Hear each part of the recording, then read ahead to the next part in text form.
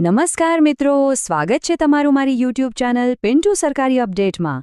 આજે આપણે વાત કરવાના છીએ સુરત મહાનગરપાલિકા એટલે કે એસએમસી તરફથી આવેલી એકદમ નવી અને બહુ જ સરસ ભરતી વિશે।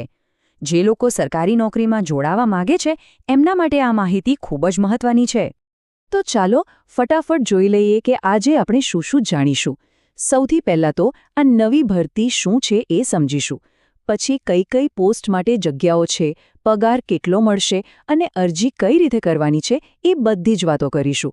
અંતમાં જે ખાસ યાદ રાખવા જેવી બાબતો છે એના પર પણ નજર નાખીશું।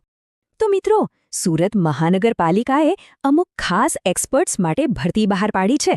આ ખાલી એક નોકરી નથી, પણ સુરતના વિકાસમાં સીધો ભાગ લેવાનો એક મોકો છે। ચાલો જોઈએ કે આમાં શું છે। જુઓ, આ છે ઓફિશિયલ જાહેરાત। આપણે જે પણ વાત કરીશું એ બધી જ માહિતી આ જાહેરાત પરથી જ લેવામાં આવી છે। અને સૌથી સારી વાત શું છે ખબર છે?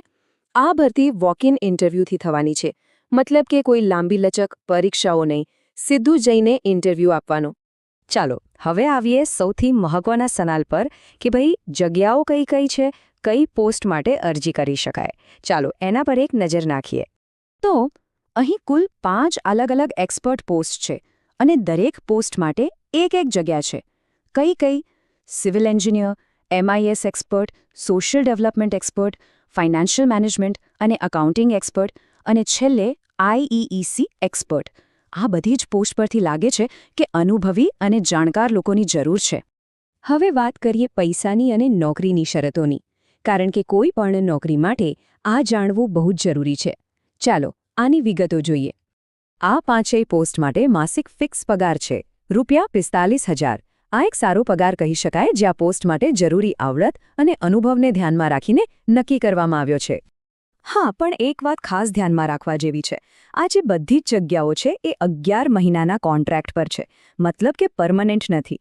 આ એક ફિક્સ ટર્મ જોબ છે, પણ સુરત મહાનગરપાલિકા જેવી મોટી સંસ્થામાં કામ કરવાનો અનુભવ લેવા માટે આ એક સુવર્ણ તક કહી શકાય।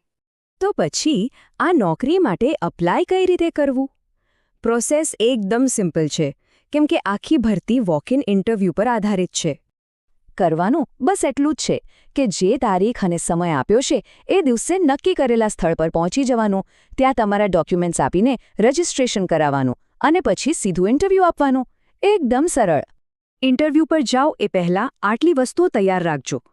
અરજી ફોર્મ, જે એસએમસીની વેબસાઇટ પરથી મળી જશે, તમારા બધા ઓરિજિનલ સર્ટિફિકેટ્સ, એની પ્રમાણિત કરેલી કોપી એટલે કે ઝેરોક્સ, અને એક પાસપોર્ટ સાઇઝનો ફોટો।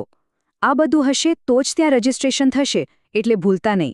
ચાલો, બધી વાત તો થઈ ગઈ, પણ હવે છેલ્લે એકવાર બધી જરૂરી માહિતી ફટાફટ રિવાઇઝ કરી લઈએ, જેથી કોઈ ભૂલ ન થાય। આ વિગતો ખાસ નોંધી લેજો। ઇન્ટરવ્યૂની તારીખ છે 11 માર્ચ 2026। રજિસ્ટ્રેશન માટેનો સમય છે સવારે 9 થી 11 વાગ્યા સુધીનો જ, એટલે સમયસર પહોંચવું ખૂબ જ જરૂરી છે। અને સ્થળ કયું છે?